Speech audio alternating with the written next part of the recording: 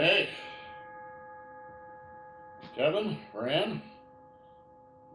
I think it's going to be just us today, unless Carlos comes in late, but I doubt that he will. Catherine is doing, I think, family stuff centered around Jewish New Year, so she's going to be out for 2 or 3 days. So let's just continue to do what we were doing. Let's do the form a couple of times to warm up a little bit. So I'll do the first one. Rand, you do the second one.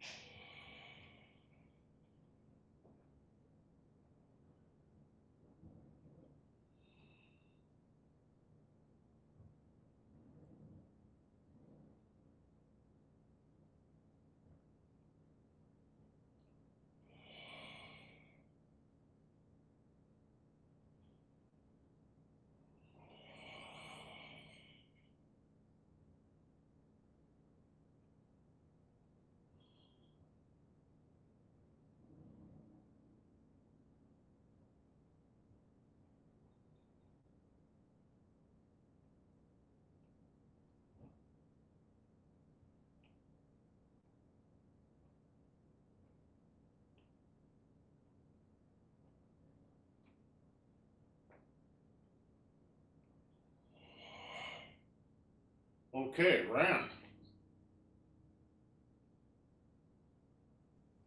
Okay.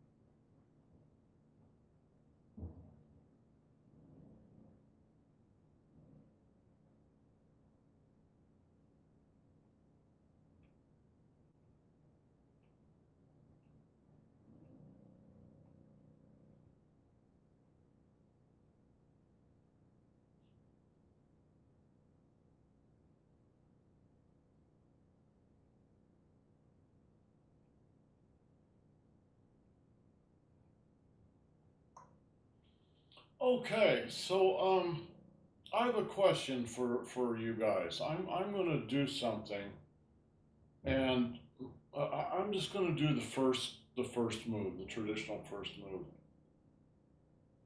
We've talked about the yin and yang cycles now for Jesus a couple of months, I think. Can you see them? Are they really obvious? When you're looking, you go, okay, one, two, three, four. I mean, you may not consciously see them, but if you put your mind to it and consciously see them, can you see them? All right?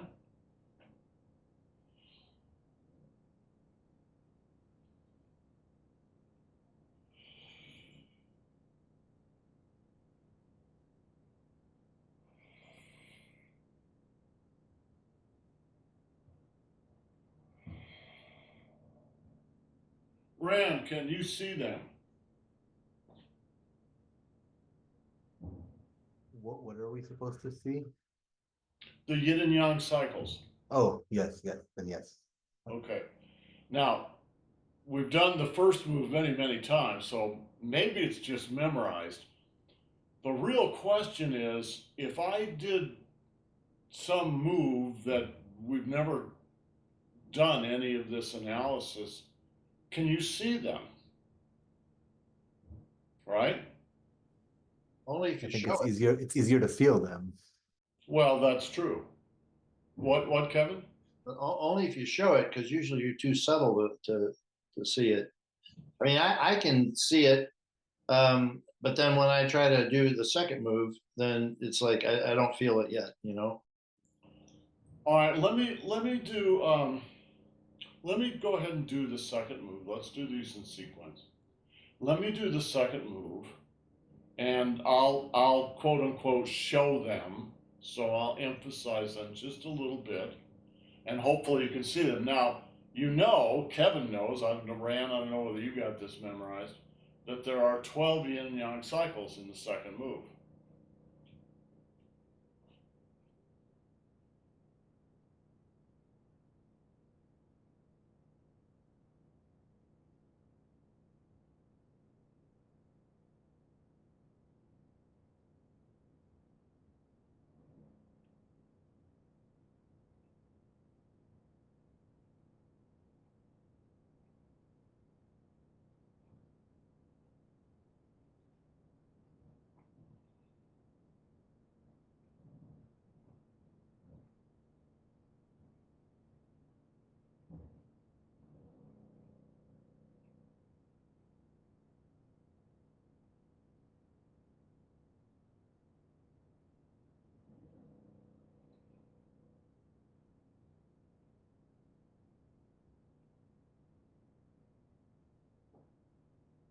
All right? So Rand, can you see those? Did you see all 12 of those? I think so. Okay. So a lot of the I mean this is the basics, the real structure of the form, which means your breathing and the rhythm within the form are tied to these. All right? It's not random.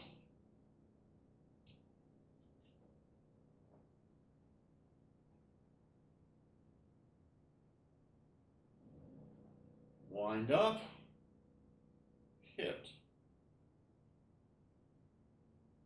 Wind up, hit. Wind up, hit. Wind up, hit. Wind up, hit. Wind up, hit. Wind up, hit. Wind up, hit. Wind up, hit. Wind up, hit. Wind up, hit. Wind up, hit. The wind ups are a little slower. The hitting is a little faster. All right? Yin and yang. So that gives a kind of, um, you all know what a sine wave is, right? Right? It's a sine wave that goes through the whole form. Without that sine wave, there's no waves, all right? And it just becomes monotonous. Then, on top of that, is your own interpretation of the moves, kind of from the artistic point of view. So, not every wind up is the exact equivalent of every other wind up. Some of them are really deep and powerful. Others are quick and shallow. It's not that they're not there, but they're relatively small. Right? Versus, right? Makes sense? Same with the hitting. Right? Some of the hits are very small. That's the hit. All right? Others are really big. There's the next hit. All right? But, and so you make decisions about what you want to emphasize and not emphasize. Rand, does this make sense? So the point of us going through and doing all this work is to get you all to the place where when you watch me or you watch Master Feng or you watch anybody else play Tai Chi, you can see what they're actually doing.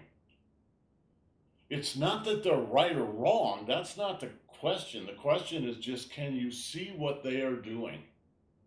Can you, in essence, read their mind? All right?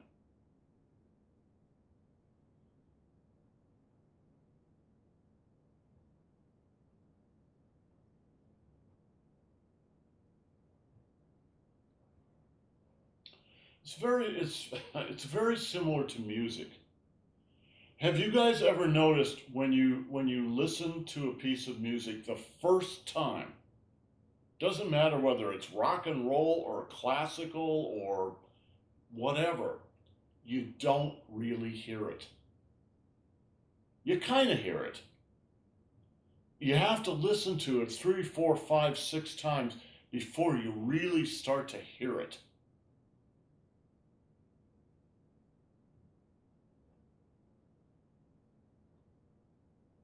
So, like one of the pieces I've probably listened to it 24 times in the past year is Stevie Ray Vaughan doing Texas Flood.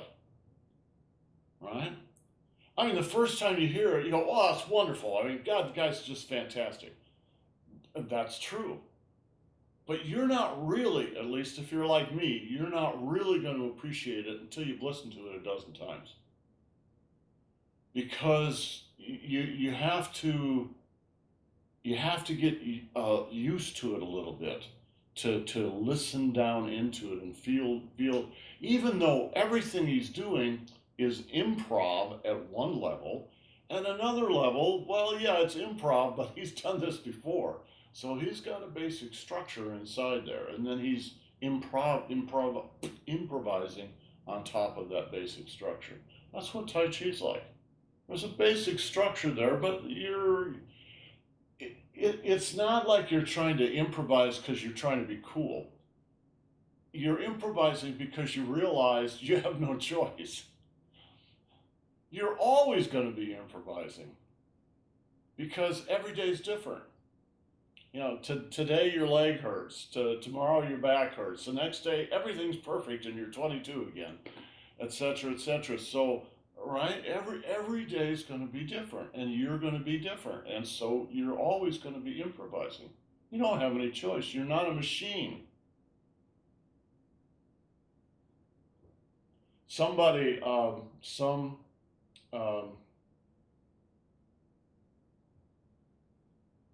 newspaper journalist years and years and years ago commented or asked,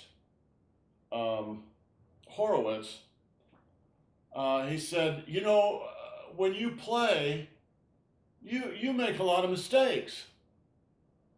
Right? And this was, one of the most famous musicians in the world. But you make mistakes. And he said, yes, that's right. I'm a human being, not a machine. I'm not a machine. You want a machine? Go get a machine.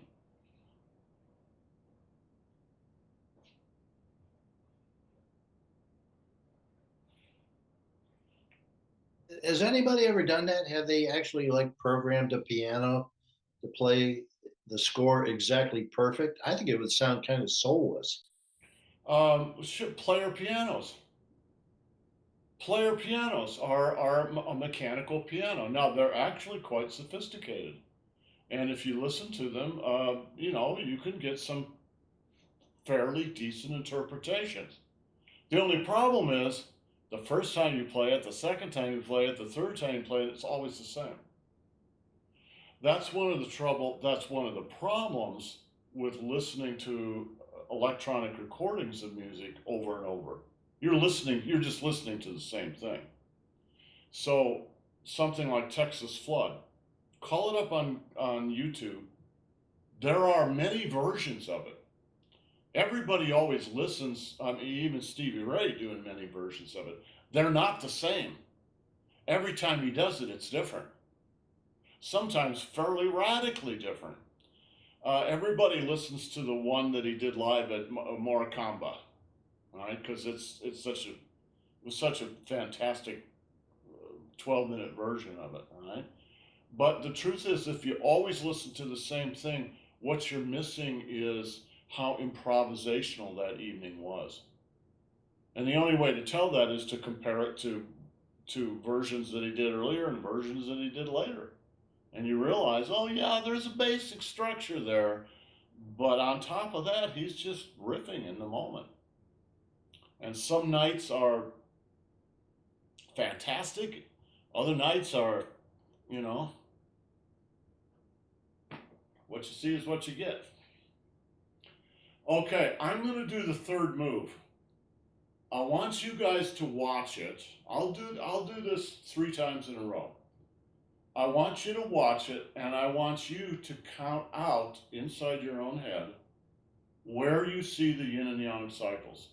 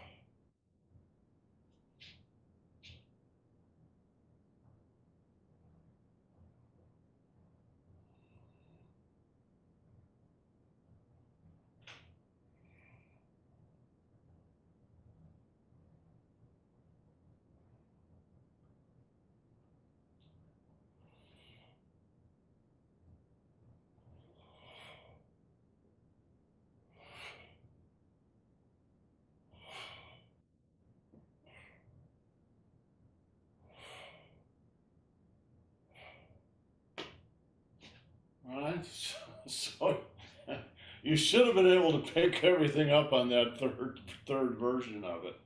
How many did you count, Kevin? 10, and that's what we got on the previous time through. Yeah. Ran, were they obvious? Yeah, I wasn't counting, but I think I saw them all. Yeah. Okay, so let's see, 10, 12, and 4.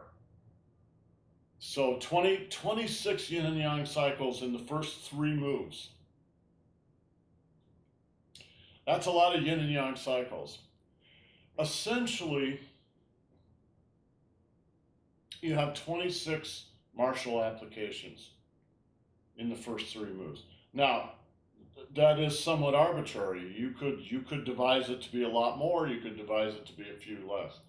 But essentially, the way we're counting them, 26 martial applications. Do you know all the martial applications? Do you know the 26 martial applications? Most except the chinas are still a little vague. Chinas are very, very difficult, and they're very difficult to try and do over video. If I had somebody here to demonstrate on, it would be easier. But even then, you can't really understand a China joint lock until somebody does it to you. And even then, you don't really understand it. You know, you're on the process of understanding. And to tell you the truth, you know, I think it's quite rare to even talk about joint locks. Most Tai Chi classes don't even talk about them. But the truth is the forms are full of joint locks. All right?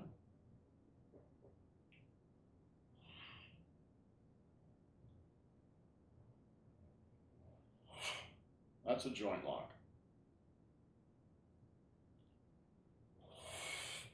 That's a joint lock. That's a joint lock. That's a joint lock. So it's like, how do you do the form without at least understanding the joint locks?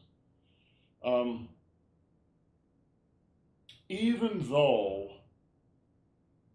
in a certain sense, joint locks they're not really as important as they appear to be by how many there are in Tai Chi forms. Because you don't do joint locks on purpose. They're accidents. They happen because you're well trained and the other guy puts himself in a position where you sort of have no choice. You have to do a joint lock. He's giving it to you. All right? In which case then you can take advantage of it. But you don't go, okay, I'm going to do joint lock 17 on this guy and go out and do it. This is just it won't work that way. So the phrase in Chinese is "da gi da shi." You only do this when you're in the right position and your opponent gives you the opportunity. And so in essence, it's accidental that this happens. It's not purposeful. Yeah, but you have to know the internals to do the joint lock, and that's what Absolutely you do. So you have I'm to be trying to well trained in it. yeah, that's what I'm trying to figure out how to do it without doing it. Well, that's it. You can't. If you get one of them, you will know a lot about the others because they essentially work in the same manner. There is a trend happening right now. You'll see it on YouTube if you watch, where they talk about pushing someone in push hands, controlling their weight and their balance by pushing the fascia. You don't push the muscle, you push the fascia.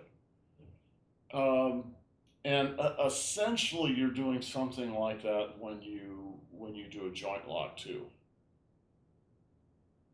So if you want to lock someone's wrist, yeah, you're locking the wrist, but that's not the only thing that you're doing. You actually you always want to end up getting the Dan Chen. Because just to have somebody's wrist, he can get out of that. But if you lock wrist, elbow, shoulder, Dan Chen, they can't get out because you've got their center.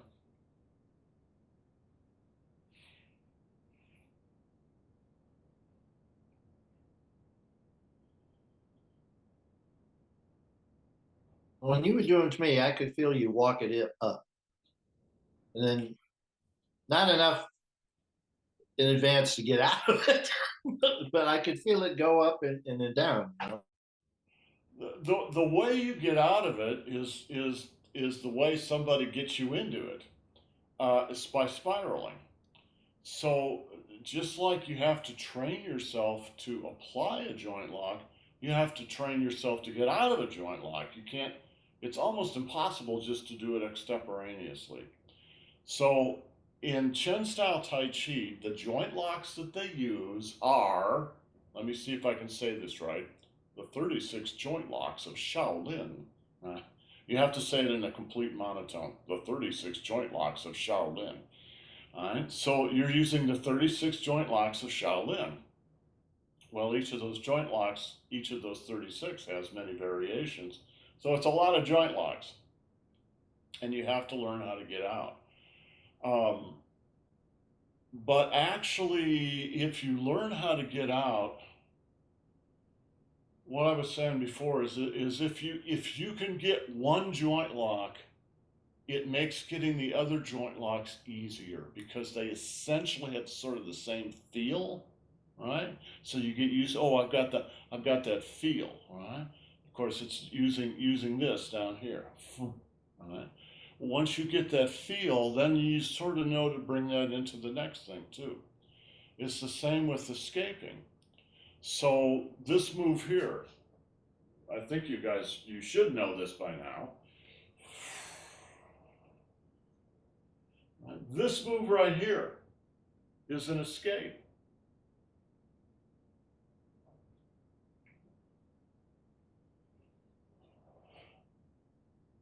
The guy's twisting your arm, right? You escape. But it's hard. It's easier to explain that when someone's here to practice on. And Annie won't let me practice on her anymore, so we're gonna have to get Adam over here once in a while to work on it, or maybe Kevin was talking about coming up too.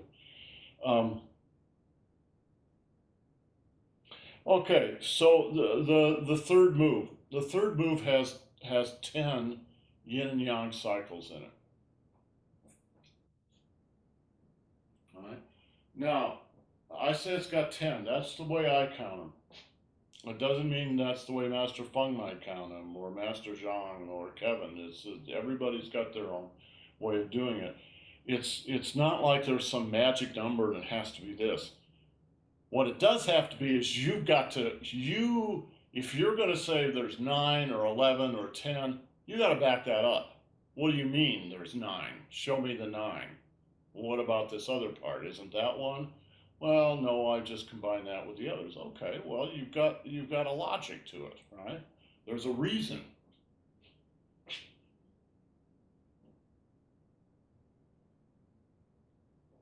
One, two, three, 4, 5, 6, 7, 8, 9, 10. All right?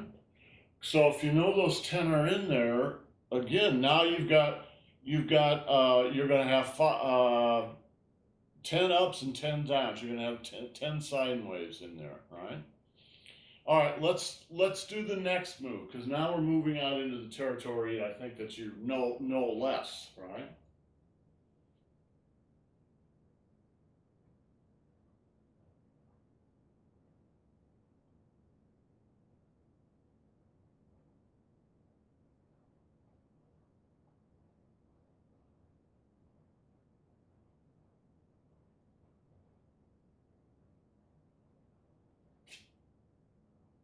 How many? Ran, how many? I'll do it again. Count.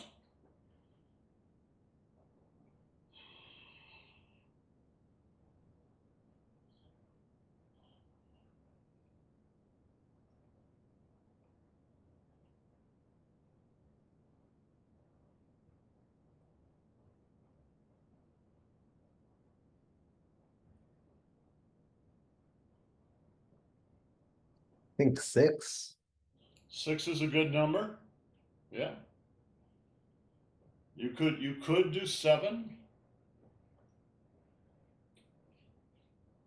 Let me do 7.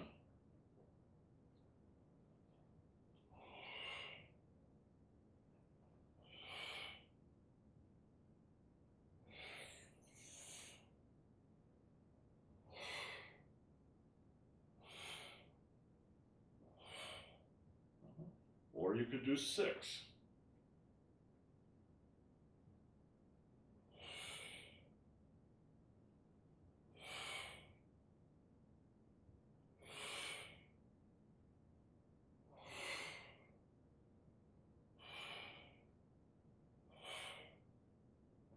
I think 6 is a good number for there. All right. So, okay, I think you guys are getting the idea here. Hopefully, Catherine and Jill are too. We'll see. We'll see when they show up next week whether they can do this kind of stuff. Because we've been working on these first few moves for a long time. And I think it's time to start moving on. But you need to have some facility with this to feel like you can really do this. And then what I want to do is go through the whole rest of the form. But while we do it, so identify the yin and yang cycles, talk about the breathing pattern, talk about the rhythm that you're using in there, and then look at the Shin Yi and the Ne Gong for each one of those yin and yang cycles. And Kevin, what we did this sort of before. I think we went through the whole form and counted. How many did we come up with? Well, again, we got there's some moves 11 and 12 are kind of got different numbers, but it's 77 up to move 10. Okay, didn't we finish the whole form? Oh, I thought we did. Oh, I guess we came up with that and then we sort of extrapolated. So we're talking about maybe 180, 200 martial applications. And you need to know the Shin Yi and the Ne Gong for each one of those. All right? So that's why it takes a few years to learn.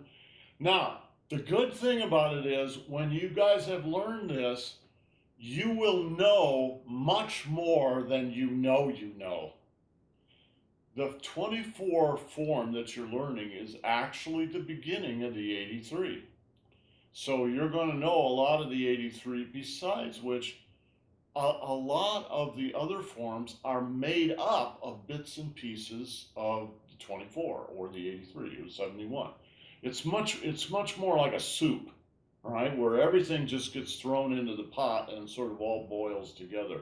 So when you learn this chunk, this is actually, in a way, the hardest thing you'll ever do, because truly learning the first form, you're actually learning everything.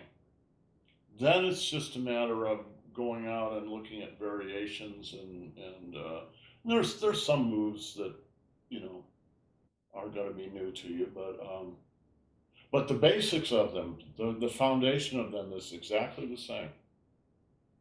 Okay, any questions? All right, let's meet again next Saturday, and we'll go from there. Ciao. See you.